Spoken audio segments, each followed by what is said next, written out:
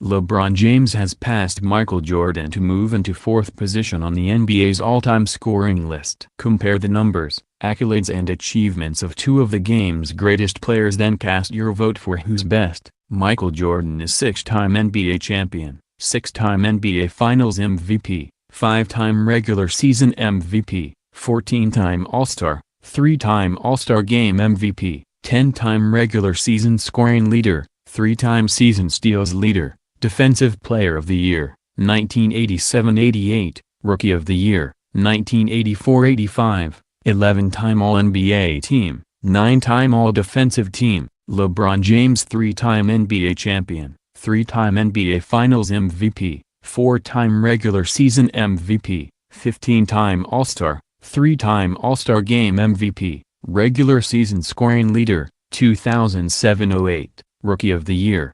2004-05, 14-time All-NBA Team, six-time All-Defensive Team. It's more than likely we'll never again see the relentless, intense, dominant brand of winning that came to embody Michael Jordan's NBA career. He appeared in 6 NBA Finals, 1991-1993 and 1996-1998. His Chicago Bulls team won all 6 Finals series. Jordan was named Finals MVP each time. Even when riddled with flu, against the Utah Jazz in Game 5 of the 1997 NBA Finals, Jordan simply refused to lose and carried his team to victory. James has 3 NBA titles, 2012, 2013 and 2016, and 3 Finals MVP awards to his name, but, unlike Jordan, has also experienced defeat on the league's greatest stage, once during his first tenure with the Cleveland Cavaliers, 2007,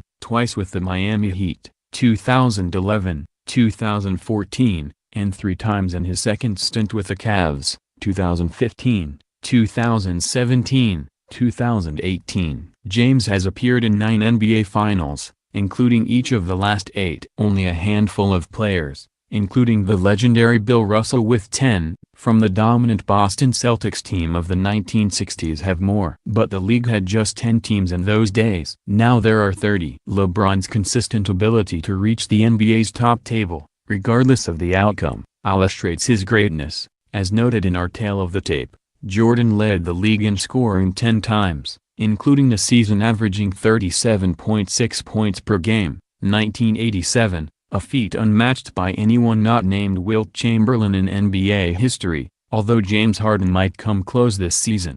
Given the rule changes that have limited physical contact in the modern game, it's scary to think how many points Jordan would have plundered in the modern NBA.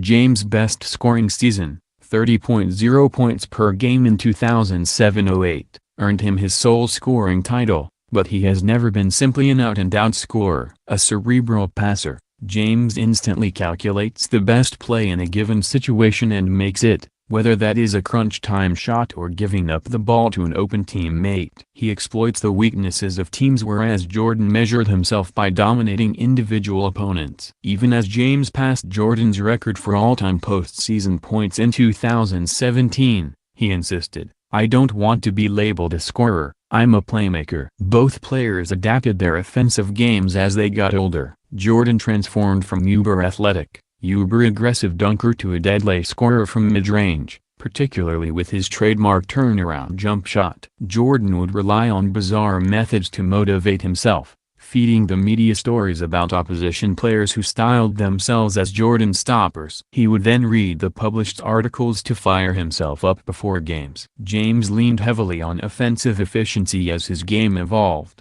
eschewing bad shots while improving his accuracy from three-point range. He became a point forward, generating offense further away from the basket, forcing teams to guard him one-on-one on the perimeter where he could dominate wing defenders. Jordan's career scoring average is 30.1 points per game, the highest in NBA history, compared to James' 27.1, good for 5th on that particular all-time list. Given Jordan's superior scoring prowess, it might seem strange that James has surpassed several of Jordan's scoring landmarks. That speaks to James' consistency and longevity. Nobody, not even Jordan, can match the sustained excellence James has offered over his 16 seasons to date. James popped his groin earlier this season and missed 17 games. It is hard to think of another sustained period of time he has missed through injury. It is feasible James plays at an all-star level for 2 full decades. If he remains a 20-plus point per game scorer,